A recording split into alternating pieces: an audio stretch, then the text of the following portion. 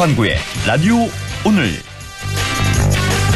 여러분 안녕하십니까, 허환구입니다. 이스라엘 정부가 하마스에게 인질 50명을 돌려받는 대가로 이스라엘에 억류된 팔레스타인인 수감자 150명을 풀어주고 나흘간 일시 휴전하는 협상안을 승인했습니다. 지난달 7일 하마스의 기습으로 전쟁이 시작된 지 46일 만에 처음으로 총소리가 멈추게 됐습니다. 이스라엘 총리실은 성명을 통해 하마스가 최소 50명의 인질을 휴전 기간 4일에 걸쳐 풀어주기로 했으며 추가로 인질 10명을 석방할 때마다 휴전 기간을 1일씩 연장하기로 했다고 밝혔습니다. 현재 가자 지구에 억류 중인 인질은 240여 명인데요. 지금까지 미국 시민권자 2명을 포함해 4명의 인질만이 석방됐죠. 이번 휴전 합의가 아무쪼록 평화로 가는 초석이 되길 바랍니다. 11월 22일 수요일 라디오 오늘 광고 듣고 시작합니다. 당신은 아마 아직 모를 거야. 장기의 두 숨은 강자 아마존 아마 믿지 못할 거야. 합리적인 이 가격을 아마존 장기렌트의 숨은 강자 홈페이지에서 실시간으로 확인하세요. 아마존카. 우리 회사 특별 안전보건교육 어디서 들어야 할까? 모두가 이기는 올윈 에듀. 산업안전보건교육 우수기관 올인 에듀. 기업 맞춤형 직무교육 제작과 법정 의무 교육까지 올인 에듀. 모두가 이기는 올윈 에듀. 당신에게 유니세프 후원이란? 나를 가치 있게 만들어줘요. 전 세계 어린이의 미래를 위한 적금? 혼자 하다가 이젠 애들도 함께하는 것. 당신과 함께 만드는 행복한 어린이 세상. 유니세프가 함께하겠습니다. 유니세프. 쌍용 자동차의 새 이름 KG 모빌리티에서 특별한 코리아 세일 페스타를 소개합니다. 특별 차량 한정 일시불 구입 시 사륜 무상 장착 포함 최대 350만 원 지원. 하나 더. 선수금 없는 무이자 및 최대 72개월 할부까지. 마지막 기회를 놓치지 마세요. 11월 한정. 지금 KG 모빌리티 전 시장에서. 이혜경의 질문. 재테크는 다들 열심히 한다. 그럼 연말정산 세테크는? 하나 연금닥터를 만나면 연말정산이 쉬워진다. 나에게 맞춘 퇴직연금 정밀진단부터 빈틈없는 밀착관리까지. 퇴직연금을 건강하게 하나 연금닥터. 원금 손실에 유의하시고 자세한 내용은 하나은행 홈페이지 참조. 한 번에 합격! 해커스로 가자! 해커스 공무원 합격. 해커스 공인중개사 합격. 해커스 세무회계도 합격! 한 번에 합격. 해커스 한 번에 합격. 해커스. 타이어 바꿀 때 타이어뱅크. 방문 고객 3천만 명 돌파 기념 대국민 감사제. 전 품목 3+1 할인 행사. 타이어를 바꾸면 벤츠가 따라온다. TV와 청소기까지. 대한민국 물가 잡는 타이어뱅크 매장에 방문하세요. 타이어 바꿀 때 타이어뱅크. 이벤트 기간 11월 30일까지. 자세한 내용 홈페이지 참조. 네, 라디오 오늘 수요일 순서 시작합니다. 1부 허승규의 청년생각 함께 하시겠고요. 2부 이슈 오늘에서는 최근 맨발 걷기 열풍이 불고 있죠. 세계 항노화 협회 김문연 부이사장을 연결해서 자세한 얘기 들어보겠습니다. 이어서 배종찬의 리서치 오늘도 함께 하겠습니다. 라디오 오늘 유튜브로도 다시 들으실 수 있습니다. 많은 애청 바랍니다.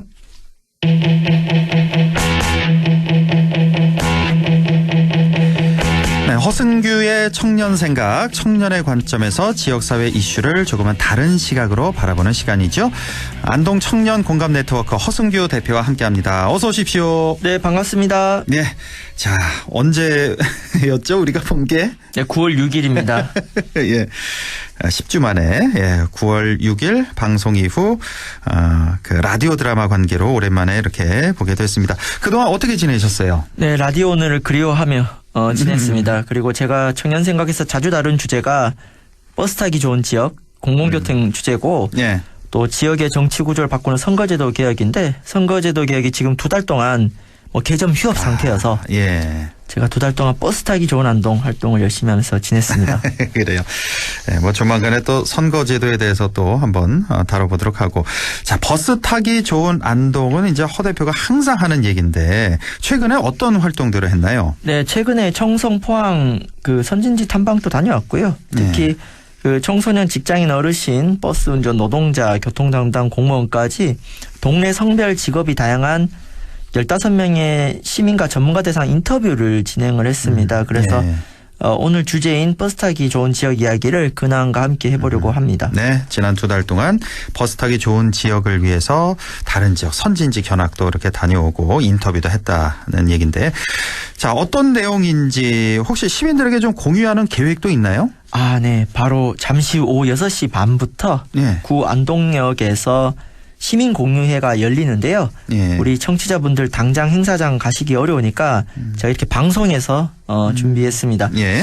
제가 그 기후위기 시대에 녹색교통을 실천하고 지역민들의 이동권을 개선하는 버스 타기 좋은 안동 활동을 꾸준히 해왔는데 예. 올해는 지난 여름부터 그 대한민국에서 버스 공영제를 가장 처음 실시한 신안군, 또 우리 이웃 무료 버스 하고 있죠, 청송군, 예. 또 수요 응답형 버스를 지역 상생 모델로 하고 있는 타보소 버스가 있는 포항을 갔다 왔고요. 예. 또 아까 말씀드린 인터뷰를 통해서 그동안 버스 이용 시민들의 이야기를 지역민들에 공유하고 우리 지역에 적합한 정책을 제안하는 공유의 자리를 잠시 후 시작합니다. 예. 자, 예전 방송에서 신안군 한번 다뤄주셨죠? 예, 직접 네. 다녀와서 인터뷰 했던 뭐 기사들도 다 만나서 인터뷰도 했고 쭉 버스 타고 쭉 한번 이렇게 돌았던 그 내용들 말씀을 해주셨고 또 청송군도 한번 다뤘죠. 우리가 무료 버스. 네, 청소는 그렇죠? 뭐 잘 알고 계실 겁니다. 네. 뉴스에서도 많이 나오고 라디오 오늘에서도 몇 번 다뤘던 그런 기억이 있습니다. 자, 그러면 간단히 좀 복습 차원에서 신안군 버스 공영제 좀 설명해 주시죠. 네, 2013년 전국 최초로 버스 공영제를 한 곳이 신안인데요.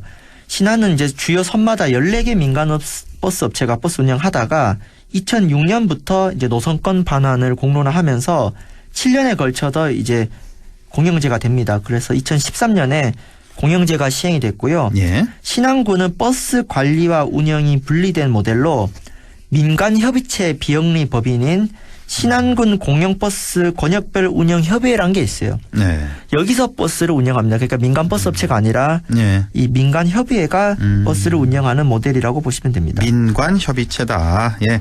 자, 신안군 공영버스협의회 구체적으로 좀 더 설명해 주시면요. 네, 공영버스 조례 제정으로 출범한 협의체인데요. 운영 노선, 운행 시간, 배차 간격을 직접 결정합니다. 신안군 14개 읍면을 6개 권역으로 나눠서 권역별로 운영이 되는데 평균 월 1회 정도 하고 또 추가로 회의할 수도 있는데요. 중요한 것은 협의회장이 읍면 대표한 주민이고요. 읍면장이 당연직 위원으로 들어가 있고 예. 6급 공무원이 간사입니다. 그래서 이렇게 주민 친화적으로 민관이 함께 버스를 운영한다. 그래서 주민버스라고 부릅니다. 주민버스 일명. 협의회장은 주민이고 주민 중에서 한 명 뽑는 거고 당원직 위원으로 이제 읍면장이 들어가 있고 네. 간사는 6급 공무원이 맡는다. 네. 자, 그러면 이렇게 이번에 새롭게 다녀온 포항시의 수요 응답형 버스 일명 타보소 이것도 설명해 주시죠. 네, 타보소 사투리죠. 어서 타보소. 타보소. 예. 타라는 뜻인데 그 수요 응답형 버스가 이제 요즘 유행하고 있습니다. 이게 무슨 얘기냐면은 호출 택시 같은 겁니다. 일명. 네, 그러니까 승객이 호출하면은 버스가 그때 운행하는 거예요. 그래서 기존 버스 노선이 다니지 않는 교통 소외 지역에 지금 도입이 되고 있는데 크게 4가지가 있습니다. 노선 고정형. 네. 그러니까 버스처럼 정해진 시간과 노선을 운영하다가 이제 표시가 오면은 쓰는 경우가 있고요. 네. 그냥 노선 이탈형. 또 노선을 그대로 가다가 경로를 일부 이탈해서 신호가 오면 움직이는 겁니다. 네. 그다음에 유연형. 여기는 기점과 종점을 정하지 않고 운행 시간이라든가 구역 안에서 자유롭게 움직이는 거고요. 그래요? 다이나믹형은 시간표, 노선, 기점, 종점이 아예 없고 그냥 택시처럼 움직이는 겁니다. 그래서 중요한 거는 이러한 것들을 이제 포항에서 기존에 버스가 없는 지역에 도입을 하는 거죠. 15인승 소형 버스를 그 지역에서 호출을 받고 이렇게 움직이고 있습니다. 아, 우리가 아는 대형 버스가 아니라 15인승 소형 네, 버스를 15인승입니다. 이렇게. 아, 그러니까 버스의 택시화군요. 이렇게 쉽게 말해서. 네. 예. 자, 버스가 이렇게 택시처럼 수요가 있을 때만 운행을 한다. 이런 얘기인데 교통이 불편한 지역에서는 아주 편리하게 이용할 수가 있겠고 또 한편으로 좀 비효율적일 것도 같고 어떻게 보면 이게 과연 그 덩치 큰 버스가 택시처럼 이렇게 운행이 과연 될까라는 그런 생각도 좀 듭니다만 어떻습니까? 실제로 가보니까. 실제로 괜찮았어요? 지금 네. 포항뿐만 아니라 다른 지역에 이게 우리 강성비가 나오는 게 항상 도는 게 아니잖아요. 네. 신호가 오면 가는 거고 관광버스가 가는 게 아니라 뭐 15인승 차량이 운행이 되고 있기 때문에 어차피 거기가 버스가 안 다니는 지역이잖아요. 네. 그럼 새롭게 버스를 넣어야 되는데 수요가 항상 고정적으로 생기지 않아서 오히려 이렇게 하면은 더 효율적이죠. 이게 뭐 주민들 뭐 버스 기사들 다 만족해야 하는 만족하는 그런 제도고요. 이거는 이제 바로 이 쟁점이 있습니다. 그러니까 이 포항시 타보 사업이 이제 국토교통부 스마트시티 사업으로 진행이 되는데 이러한 혁신교통의 주요 쟁점이 바로 방금 말씀 주신 기존 택시 버스 업계와의 갈등이 있을 수 있어요. 그렇죠. 네, 그 2021년도 한동대 인근에 했다가 중단이 됐어요. 왜냐하면 기존에 택시 업계랑 갈등이 있었는데요. 손님 뺏긴다고. 네, 기존에. 그래서 이 타보소 버스가 지역 친화적인 요소들을 도입을 했습니다. 지역 친화적인 요소를 도입했다. 예. 자, 어떻게 도입했는지 또 기존 택시 또 버스 업계와는 소통이 잘 됐는지 갈등은 없었는지 이런 것도 좀 궁금하고요. 네, 먼저 타보소 운행 구역 자체를 택시 업계와 협의해 진행했습니다. 네. 그러니까 택시 배차가 많이 있는 지역이 아닌 곳으로 했고요. 그리고 포항시 타보소 버스가 총 16대인데 이 16개를 법인 택시 회사가 운영합니다. 버스를? 네. 버스를 법인 택시가 운영한다. 법인 택시가 전국 최초로 대중교통 면허가 있어요. 그러니까 법인 택시 업계에서는 타보소가 오히려 수익 창출 모델이 될 수 있는 거죠. 네. 자, 그럼 이렇게 하면 그럼 개인 택시 사업자는 뭐가 좋냐? 그래서 포항시가 개인 택시 사업자를 위해서 택시 호출 플랫폼을 제공합니다. 민간 그 택시 어플 때문에 이제 수수료가 떼이고 하니까 요거를 제공을 하고 그리고 개인 택시 지붕에 지역 소상공인 광고를 유치하게 해가지고 광고, 수익 창출 효과를 줬습니다. 그래서 본사업 기간에는 지역 소상공인 광고비를 지원하고 이후는 자생적인 모델을 준비 중인데요. 그래서 택시 업계와 지역 소상공인들과 함께하는 정책을 같이 결합했기 때문에 지금은 저항이 덜합니다. 다만 이제 버스가 운행하지 않는 지역이다 보니까 버스 업체랑 갈등이 크지 않는데 만약에 이게 확대가 되면은 기존 버스 업체와의 어떤 조율이나 갈등이 필요할 예상이 되고요. 그래서 포항의 시사점은 혁신교통을 도입할 때 지역사회와 이런 소통 노력을 했다는 거. 그래서 택시 사업자, 버스 운전 노동자, 이용자 시민들까지 소통하는 것의 중요성을 나름 시도하고 있는 사례라고 볼 수 있습니다. 자, 우리가 기존에 알고 있었어요. 신안군의 버스 공영제 그리고 청송군의 무료 버스 이거는 우리 이 시간에 다뤄봐서 알고 있었는데 포항시의 수요 응답형 타보소 버스 이거 오늘 처음 들었는데 글쎄 앞으로 어떻게 운행이 될지 다른 지역으로 좀 퍼져나갈지 좀 지켜봐야 될 것 같습니다. 자, 우리 경북 북부 지역에서는 어떻게 적용해보면 좋을까요? 네, 다른 지역의 좋은 정책을 그대로 적용할 수 없겠지만 중요한 것은 지방 소멸시대 우리 지역에 적합한 모델을 시민들과 함께 논의하는 것, 즉 시작하는 게 중요합니다. 전면적인 버스 공영제나 전체 시민 대상 무료 버스는 인구 5만 이하에서는 좀 비용이 적게 드는데 10만 가까운 상주, 영주, 문경 쪽에서는 전면적으로 도입하기 어려울 수가 있어요. 그래서 낮은 단계로 버스 이용에 관한 시민 참여 기구를 제도화해서 공공성을 높이는 방안. 그러니까 공영제 가기 전에 먼저 시민들 목소리를 담는 기구 운영 정도는 지금 당장 할 수 있는 것이고요. 그리고 무료 버스 같은 경우도 점점 숫자가 줄어들고 있고 비용 지출이 크지 않으면서 교통복지와 시민교육의 취지를 살리는 대상이 있어요. 바로 초등학생입니다. 초등학생부터? 초등학생들 해보자. 버스 700원 내고 있는데 인구가 적거든요. 그래서 굉장히 저렴한 비용으로 초등학생 무상교통은 인구 15만 안동시도 할 수 있습니다. 이렇게 하다가 중학생, 고등학생 얹어가면 되고요. 중고등학생 다 해도 안동시 추정이 한 20억, 30억이 안 됩니다. 30억이 안 돼요. 초중고 다 해도요? 네. 1년 예산이 20억 왜냐하면은 초중고 학생들이 365일 내내 버스를 타진 않거든요. 그렇죠. 그럼 추정치 계산해보니까 굉장히 저렴한 거죠. 그렇기 때문에 좋은 정책에 있어서는 좀 단계적으로 좀 적용해 볼 수가 있고 어쨌건 정책은 저작권이 중요하지 않습니다. 열심히 베끼면 되고요. 또 구체적인 제안들은 제가 앞으로 허순규의 청년 생각에서 공유 드리겠습니다. 네, 좋은 정책은 저작권이 중요한 게 아니다. 열심히 베끼는 게 중요하다. 그러니까 청송처럼 뭐 전 시민 무료 버스 이런 건 좀 어렵더라도 그래도 뭐 학생부터 시작을 해보자. 스텝 바이 스텝으로 시작을 해보자는 그런 말씀이셨습니다. 아까 버스를 이용하는 다양한 시민들 또 전문가 만나면서 인터뷰도 했다고 했는데 나중에 또 그 내용도 좀 공유를 해주면 좋을 것 같습니다. 자, 지방 소멸시대 우리 지역에 적합한 버스 정책이 개선될 수 있기를 바랍니다. 자, 지금까지 허순규의 청년 생각 허순규 대표와 함께했습니다. 고맙습니다. 네, 감사합니다. 네, 라디오 오늘 2부에서 뵙겠습니다.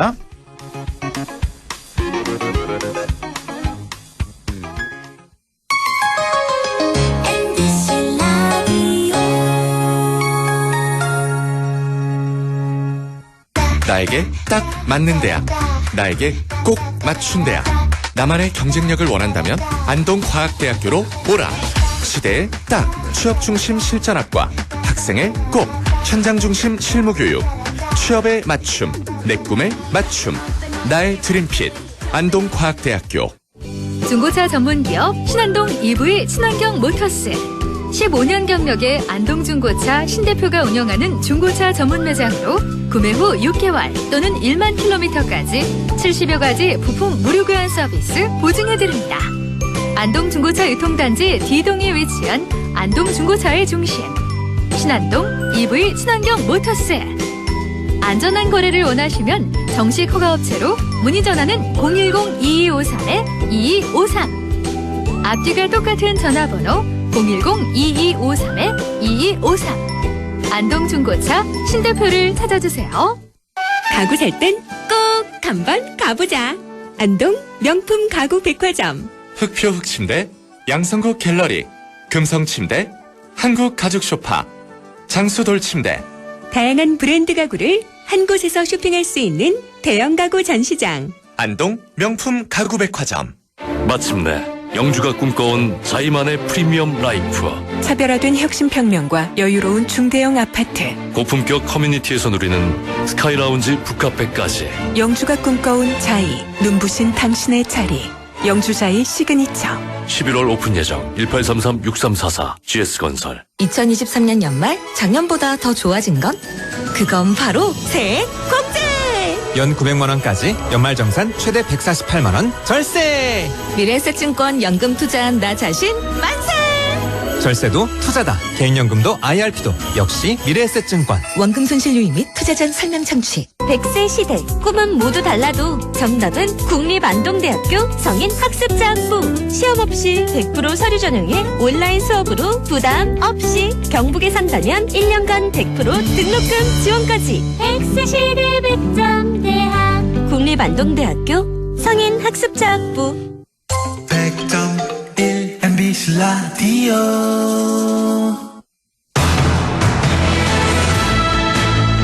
네, 6시 23분 30초 지나고 있네요. 이슈 오늘 시작합니다. 얼마 전부터 맨발로 산책을 즐기는 분들 자주 볼 수 있습니다. 맨발 걷기가 열풍이다시피 한데요. 맨발 걷기 어떤 이로움 때문일까요? 또 주의할 점은 없는지 세계 항노화 협회 김문연 부이사장을 연결해서 얘기 들어보겠습니다. 김문연 부이사장님 안녕하십니까? 네, 안녕하세요. 예, 반갑습니다. 네. 안동시 보건소장을 지내셨고요. 예, 현재는 세계 항노화 협회 부이사장으로 계신데, 자, 먼저 세계 항노화 협회가 어떤 곳인지부터 설명해 주시죠. 네. 이 전 세계적으로 그 인구 고령화가 빠르게 진행되고 있잖아요. 예. 이 소득 수준도 향상됨으로 인해가 건강에 대한 관심도 날로 증대되고 있지 않습니까? 예. 이 인생 100세 시대에 나이는 누구나 들어가지만 노화는 똑같은 모습으로 찾아오지는 않거든요. 네.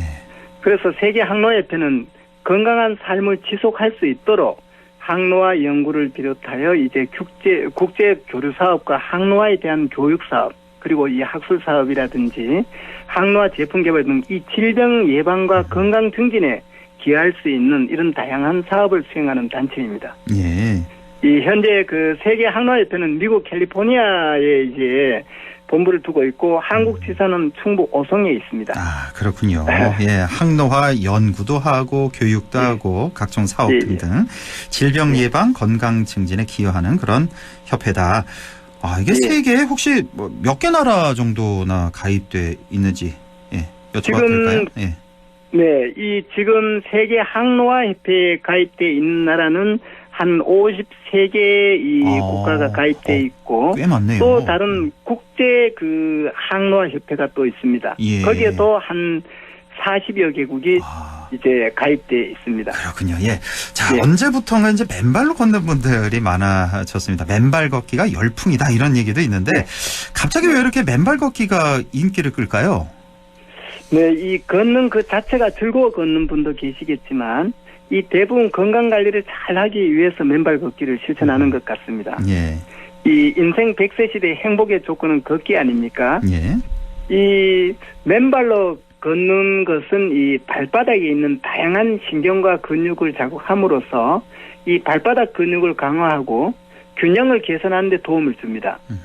이뿐만 아니라 지혈 마사지 효과로 인해 혈액순환까지 왕성하게 해주거든요. 예. 그리고 이 맨발 걷기는 특별한 장비나 신발이 필요 없잖아요. 그죠? 예. 그래서 지속 가능한 활동이라고 할 수 있는데 이 맨발로 걸으면 편안함과 자유감까지 느끼게 해줍니다. 예. 그래서 지금 현재 많은 분들이 더욱 건강해지기 위해서 맨발 걷기를 몸소 실천하는 것 같고 때마침 안동시와 경상북도가 맨발 걷기 활성화 지원에 관한 조례를 제정해서 이제 앞으로 더욱 크게 기대가 됩니다. 아, 그렇군요. 예. 네. 자, 그런데 한쪽에서는 정말 이 맨발 걷기가 건강에 도움이 될까?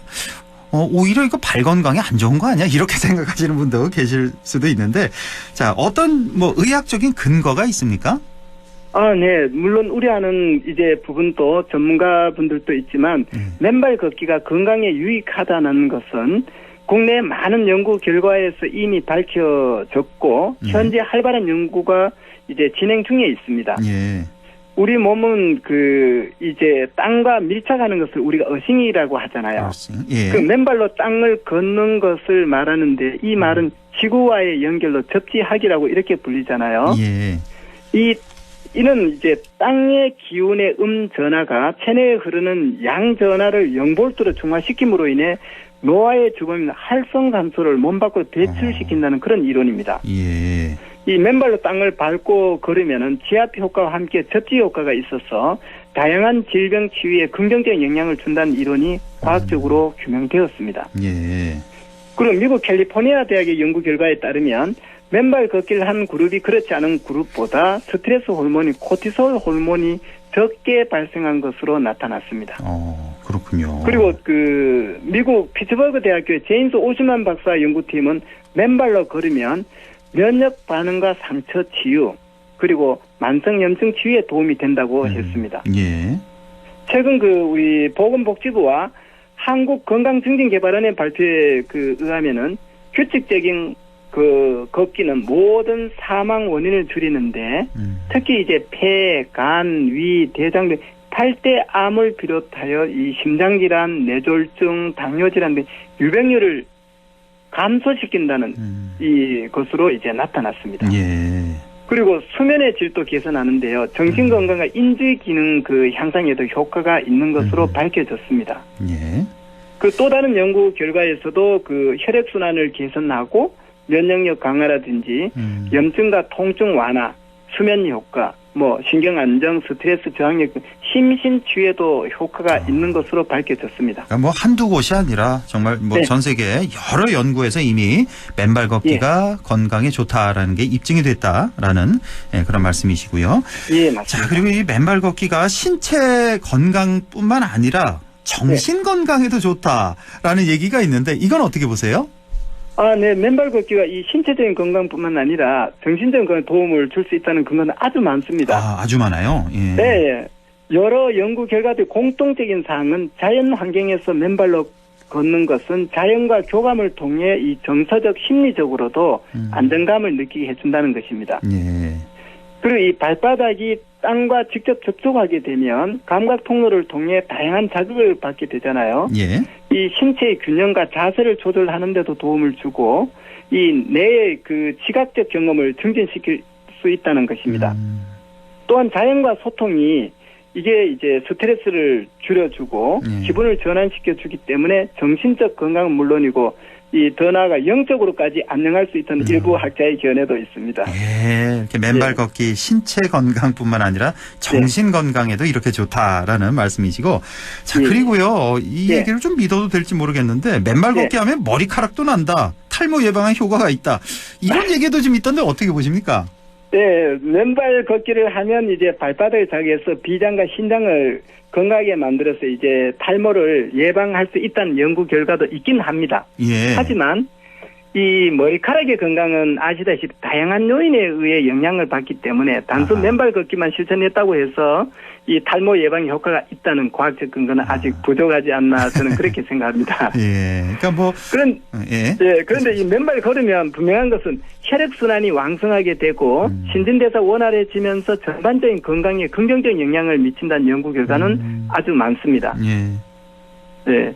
그 탈모 예방과 머리카락의 건강을 유지 증진시키기 위해서는 무엇보다도 이 스트레스를 좀 줄여주고 균형 잡힌 그런 식습관이라든지 규칙적인 운동 그리고 충분한 휴식을 취하는 게 더 중요하다고 할 수 있겠습니다. 그렇군요. 예, 맨발 걷기에서 머리카락이 꼭 100% 난다고 볼 수는 없고 뭐 도움은 될 수 있다. 그렇죠? 예, 개인차가 있기 때문에. 그렇죠. 예. 자, 맨발 걷기가 건강에 좋다지만 또 잘못된 방법으로 하면은 오히려 건강을 해칠 수도 있다라는 얘기가 있습니다. 어떤 점에 주의해서 맨발 걷기를 해야 될까요? 아, 예, 맞습니다. 이 맨발 걷기가 모든 사람에게 이제 적합하다고 할 수는 없습니다. 네.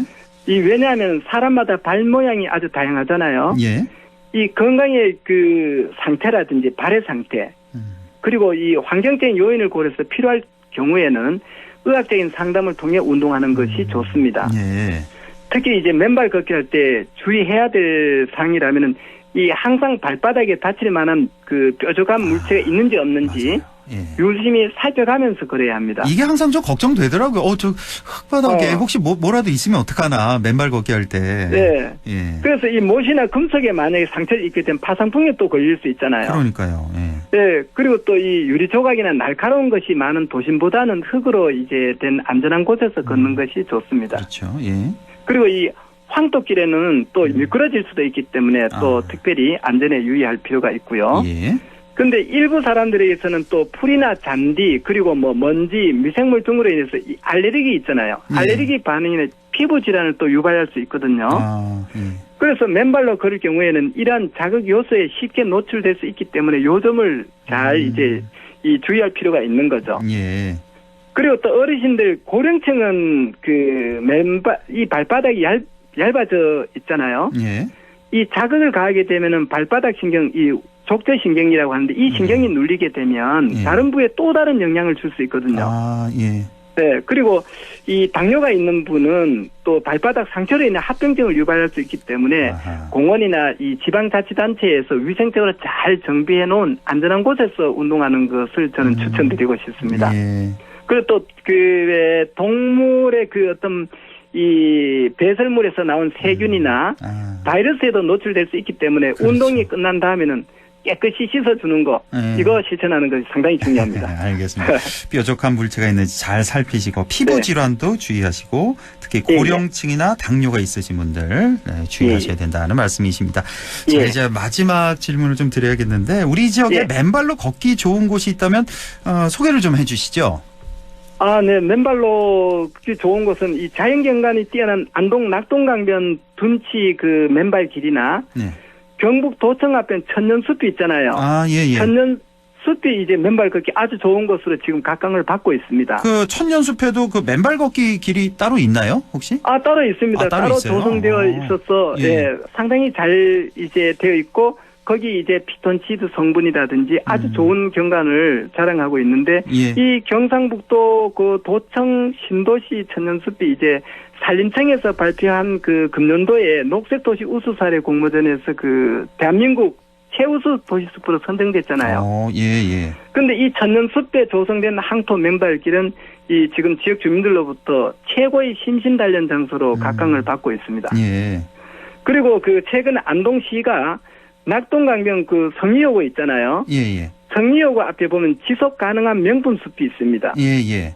그 속에 이제 레드 일라이트, 즉 이제 저군모 힐링 로드를 조성해서 시민들로부터 아주 좋은 반응을 얻고 있습니다. 여기 혹시 거기입니까? 저도 가봤는데 뭐 작은 호수 이렇게 연못 만들어 놓고 거기 삥 둘러서. 예, 맞습니다. 거기 맞죠? 예. 예, 어린이 물놀이장 바로 옆에. 맞아요. 예. 네, 거기 보면 붉은 모래로 보이는데 레드 일라이트라고 하는데. 이게 레드 일라이트군요. 네. 예. 이 레드 일라이트는 세계에서 유일하게 안동시 도산면에 우리 지역에서 납니다. 도산에 그 폭넓게 매장돼 있는 천연 미네랄 강물입니다. 예. 특히 이 강물에는 잘 아시다시피 다량의 원적외선과 음이온이 방출되기 때문에 특히 혈액순환을 촉진시켜주고 면역력을 향상시켜준다는 것으로 최근에 밝혀졌습니다. 예. 그리고 이 또 게르마늄 성분이 풍부해서 환경을 정화시킬 뿐만 아니고 이 질병 예방과 건강 증진에도 더욱 많은 도움을 주기 때문에 시민들로부터 각광을 받고 있는 것 같습니다. 그렇군요. 제가 뭐 얼마 전에 좀 우연하게 갔는데 왜 아주 고운 모래처럼 그게 레드 일라이트군요. 거기 예, 맞습니다. 붉은 모래를 보면 그것은 염색한 것이 아니고 자연 그대로의 모습입니다. 그래서 이거 보면서 이거 좀 꽤 비쌀 것 같은 투자 많이 했네 이런 생각을 했었는데. 네, 안동시가 신경을 많이 쓰고 이게 이제 안동시 도산면에서만 나는 그 천연 미네랄 광물이라는 거. 여기 맨발 걷기 하면 참 좋겠군요. 건강에도. 예. 네, 그래서 많은 분들이 지금 최근에 설치된 지 지금 이제 보름밖에 안 됐는데도 많은 분들이 지금 이용을 하고 있는 거예요. 이게 보름 됐습니까? 예. 그리고 참 그 안동시가 내년까지인가요? 그 맨발로라고 해서 5.3km를 조성한다면서요? 낙동강변 남단 북단에다가. 예, 저도 그 정보를 듣고 너무너무 반가웠습니다. 5.3km 구간에 우리 그 지역 주민들뿐만 아니라 안동을 찾는 관광객들이나 이분들이 실적으로 쾌적한 환경에서 거기서 낙동강변을 거느리면서 거기서 이제 건강도 되찾을 수 있게끔 힐링 로드를 조성한다고 해서 너무너무 기대가 됩니다. 맨발 걷기 좋아하시는 분들 정말 너무나 반가운 소식이 아닐 수 없습니다. 자, 오늘 이렇게 맨발 걷기에 대해서 얘기 나눠봤습니다. 세계 항노화 협회 김문년 부이사장과 함께했습니다. 고맙습니다. 네, 좋은 저녁 시간 되십시오. 네, 리서치 오늘 바로 이어가겠습니다. 오늘도 인사이트 K 배종찬 소장과 함께하죠. 소장님 안녕하십니까? 안녕하십니까, 배종찬입니다. 오늘도 시간이 많지 않아서요. 좀 간략하게 대통령 지지율 그리고 정당 지지율 같이 좀 볼까요? 네, 먼저 소개해드리겠습니다. 오늘 소개해드리는 모든 조사는 중앙선거여론조사 심의위원회 홈페이지에서 확인 가능합니다. 리얼미터 조사인데요. 리얼미터가 에너지경제신문 의뢰로 지난 13일부터 17일까지 실시한 조사입니다.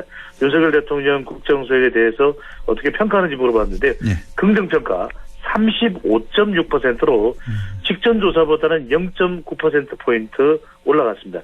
부정평가는 61.8%로 직전 조사보다는 0.4%포인트 낮아졌는데 아주 큰 변화는 없습니다. 그래서 대통령 지지율 2개월 전과 비교하더라도 또 4개월 전, 6개월 전과 비교하더라도 지금과 거의 차이가 없는 박스권 지지율 추세를 보여주고 있습니다.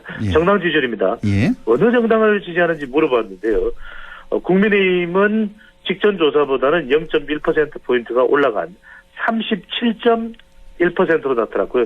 더불어민주당은 직전 조사보다는 0.9%포인트가 낮아진 44.6%로 나타났습니다. 그렇군요. 대통령 지지율 긍정 35, 부정 61 정도가 되는데, 자, 이번 주 이슈라면은 그 에이펙 정상회담 그 미국 다녀오셨고 또 다시 오자마자 바로 영국, 프랑스 순방 시작했잖아요. 네. 이게 좀 뭐 지지율에 어떤 좋은 영향을 미칠까요? 어떻게 보세요?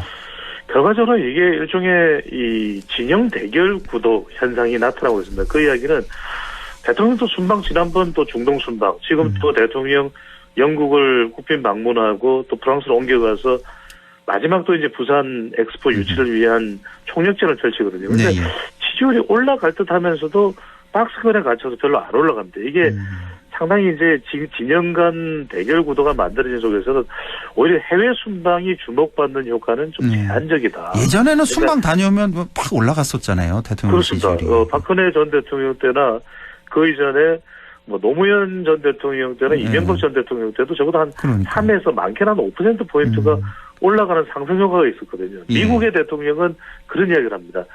미국 대통령도 순방 나가면 비행기에서 내리기 싫어. 왜냐하면 비행기에서 내려서 백악관이든 우리로 치면 이제 뭐 청와대, 지금은 이제 용산이겠죠. 하면 국내 정치 연단이 정말 쌓이고 켜켜이 산적하다 보니까 이거 뭐 풀어내기가 너무 힘들어 이런 이제 볼멘 소리가 나올 정도인데 지금은 워낙 진영 간 대결 구도라서 뭔가 국내에서 정치 연단을 풀어내야 그래야 대통령의 지지율에 대해서 국정 수행에 대해서 중도층 또 무당층 또 MZ세대 또 수도권에서 반응이 나타나는 그런 현상이 지속적으로 나타나고 있습니다. 아무래도 꽉 서로가 묶여있는 상태에서 이념 성향으로 좀처럼 해외 순방 효과가 좀 주목을 잘 받지 못한. 그런데 한 가지는 있습니다. 오는 28일 파리에서 세계 엑스포 개최지가 결정됐습니다. 예, 다음 주 화요일이죠. 이게. 그렇습니다. 우리 안동 애청자분들도 자, 리야드냐 부산이냐 부산이냐 레디 또 사우디의 빈살만의 리야드냐 이런 각축전을 벌이고 있는데 또 다른 국가도 있습니다. 이런 상황에서 만약에 부산 유치로 되면 그동안 대통령의 순방에 대해서 좀 부정적인 여론도 있었거든요. 야당에서는 문재인 정부 때나 이전에 박근혜 정부 때와 비교하더라도 해외 순방 예산이 너무 많다. 지출이 많은데 정작 국내 정치 연안들은 잘 풀리지 않고 있는데 순방을 이렇게 많이 나가도 되느냐. 그런 비판도 받아왔거든요. 그런데 부산 엑스포를 유치하기만 하면 그런 부정적 인식이 상당히 일거에 해소될 수 있는 말 그대로 28일이 대통령 순방 또 대통령의 해외 행보에 분수령이 될 것으로 보입니다. 그래서 이 대통령 순방 효과가 없어서 그러지 않아도 그거 말씀드리려고 그랬어요. 순방을 너무 자주 나가셔서 그런 거 아니냐. 그리고 또 하나는 순방 뭐 해외 정상 만나고 오면은 우리가 얻는 것보다는 잃는 게 더 많아 왔잖아요. 사실 뭐 미국, 일본 이렇게 만나면서 그렇습니다. 그런 영향도 좀 있는 것 같고 그래서 한중 정상회담은 어떻게 되냐. 뭐 시간 없으니까 짧게 말씀드리면 뭔가 더 쌓여 있는 문제들이 있거든요. 국내에 뭐 법안 통과된 건 어떻게 해소됐냐, 사람의 문제, 인사의 문제 이런 것들이 계속 지적이 되어 오다 보니까 해외 순방이 오롯이 좀 평가를 못 받는 현상이 이어져 온 것으로 풀이됩니다. 자, 이번 주 정치권 한동훈 법무부 장관이 제일 뜨겁지 않나 싶습니다. 그 지난주까지는 그래도 이준석 전 대표 가장 뜨거웠는데 한동훈 이슈로 좀 덮인 그런 느낌이 좀 있는데 자, 얼마 전에 대구, 뭐 대전 방문했고 또 조만간에 울산 간다는 그런 얘기가 있는데 자, 이쯤 되면 뭐 얼마 전에 그 대전에서 그랬나요? 나는 뭐 사투리 안 쓰겠다. 여의도 사투리 안 쓰겠다. 5천만의 언어를 쓰겠다. 이래서 또 좀 시끌시끌한데 이 정도 되면 뭐 내년 총선 출마를 뭐 거의 100%로 봐야 될까요? 준비된 출마 준비가 아닌가 이렇게 좀 해석을 해야 될 것 같아요. 왜냐하면 불출마하면은 정색을 하고 출마요 제사전에는 출마라는 단어는 없습니다. 이렇게 이제 상당히 또 이렇게 좀 논리적으로 사람들이 듣는 사람들이 이해하기 쉽게 그렇게 말을 하려고 해왔던 한동훈 장관이 이 출마 이야기만 물어보면 진땀을 빼거든. 다 설명했습니다. 지난번에 충분히 설명하지 않았나요? 맞아요. 이렇게 즉답을 안 해요. 보면. 물어본 대로 대답을 안 하더라고요.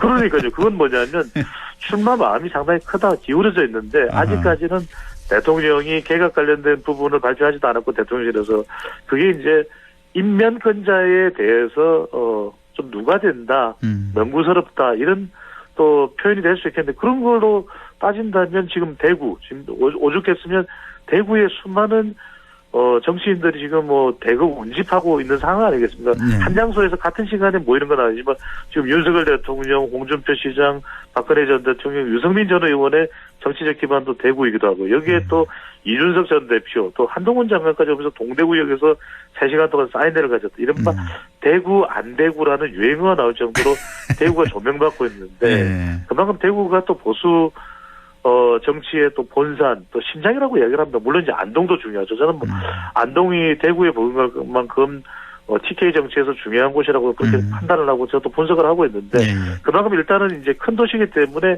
대구에 모여드는 현상이 나타나고 있습니다. 네, 지금 뭐 보수 쪽을 보면은 이제 크게 봐서 이준석 전 대표 뭐 어떤 뭐 미래 권력이라고나 할까요? 그리고 또 한 축은 또 한동훈 법무장관 이렇게 또 비교를 많이들 하더라고요. 매스컴 보면은. 자, 근데 과연 이 두 명 중에 누구의 파괴력이 더 클까? 이것도 좀 궁금하고 혹시 대구에서 맞붙지는 않을까? 둘이 뭐 이런 상상도 좀 하게 되는데 좀 뭐 어떻게 보십니까?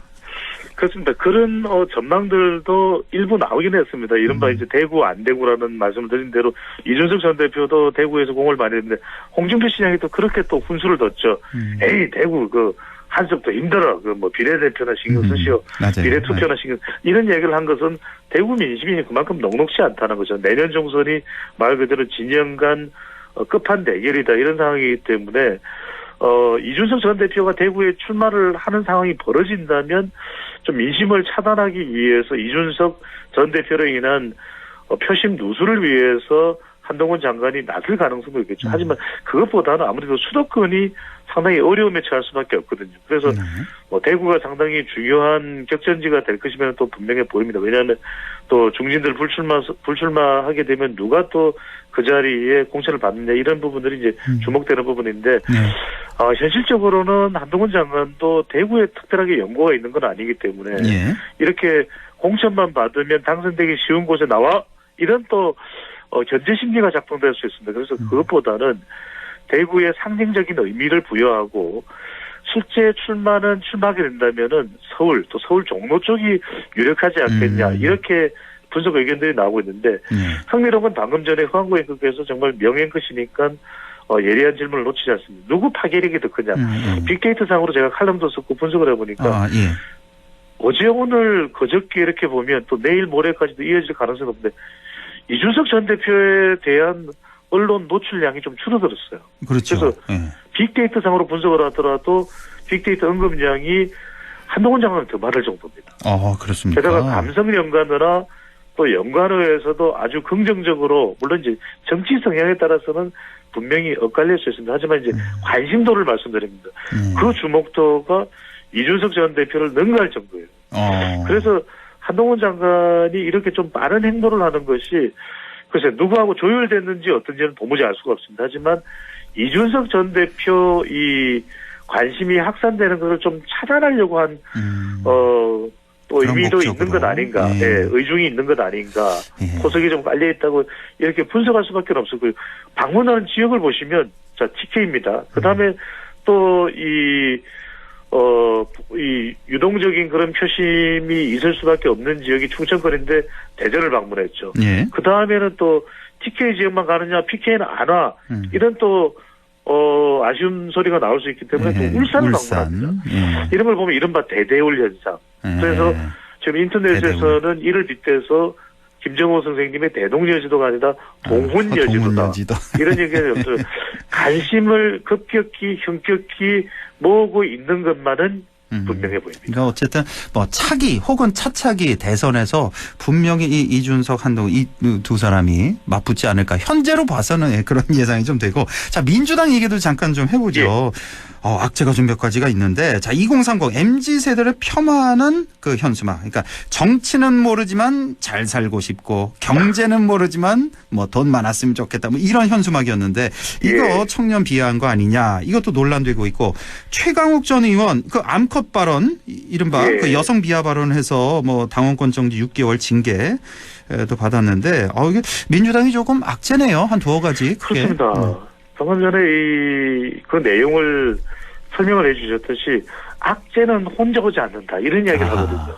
그러니까 이게 가뜩이나 지금 민주당이 어떤 대중적 관심을 못 모으고 있는 상황에서 이뇨한 또 이준석 한동훈 쪽에 관심이 옮겨가 있는데 이걸 가져와야 되는데 그런 어떤 노력의 일환으로 청년들의 마음을 끌어내기 위해서 갤럭시 무슨 프로젝트라고 이야기를 합니다. 그런데 이것 자체가 이 문구의 현수막의 내용이 아니 어떻게 청년들을 그렇게 폄하할 수 있어. 이른바 청년 폄하. 여기에 또 상황이 논란이 되고 있는 상황이고 또 하나는 이제 이게 또 민주연구원이 관여돼 있다. 총선기획단에도 보고가 된 내용이다. 또 하나는 방금 전에 말씀드린 암컷 논란이다. 이게 누구를 지칭하는 것이냐. 뭐 김건희 여사 지칭한 거다. 또 국민의힘 내에 또 여성과 관련된 것이다. 이러다 보니까 이것도 큰 논란을 불러일으키거든요. 그러다 보니까 이게 지지율에 당장 영향을 줄 수 있겠다라고 판단을 한 이재명 대표가 전격적으로 윤리위를 거치지도 않고 최고위원회에서 바로 당원권 정지를 내렸습니다. 예. 그러니까 그만큼 민주당으로서는 관심을 긍정적인 포지티브한 관심을 끌어도 모자랄 판에 네거티브 부정적인 논란이 빚어지고 있는 거 상당히 지금 민주당으로서는 지지율에도 영향을 줄 수 있고 당의 이미지가 이러다 보니까 또 원칙과 상식에서 빈연기에는 이 부분까지도 비판을 하고 나서건 다른 민주당이 뭐 하느냐 이걸 제대로 그런 부분에 대해서 이재명 대표가 리더십을 발휘하지 못하니까 이런 일이 생기는 건 아니냐. 심지어는 또 이상민 의원 같은 경우에는 대전에서 본인의 지역구에 있는 곳이죠. 또 국민의힘 인요한 위원장을 만났어요. 그러다 보니까 이상민 위원장이 가려고 하는 것이 이준석 신당에 대한 저울질이 아니라 국민의힘 입당을 놓고서 저울질을 해왔던 것 아닌가 이런 해석까지 나오면서 더불어민주당은 상당히 난감한 상황이 되고 있습니다. 한 30초 남았는데요. 그 이상민 의원 얘기하셔서 그런데 저는 그래요. 그 민주당 의원이 국민의힘으로 가는 것도 좀 이상하고 국민의힘 의원이 민주당으로 가는 것도 글쎄 이게 정치 철학이 있나 하는 그런 의문이 좀 들거든요. 이거 어떻게 보세요? 네. 바로 그 부분은 부정적일 수밖에 없습니다. 왜냐하면 뚜렷한 명분이 있다면은 정반대 성격의 정당에 가는 것이 설득력이 있을 수 있지만 가령 YS와 DJ는 같은 민주화의 길을 걸었거든요. 근데 지금 진영 간 대결 구도에서 완전히 아군과 적군으로 분리되다시피 한 전쟁터에서 반대 진영을 간다. 이건 이상민 의원이 분명한 명분, 설득력이 있는 명분을 세우지 못한다면 상당한 또 진통을 겪을 수 있을 것으로 보입니다. 알겠습니다. 인사이트 K 배종찬 소장과 함께했습니다. 고맙습니다. 감사합니다.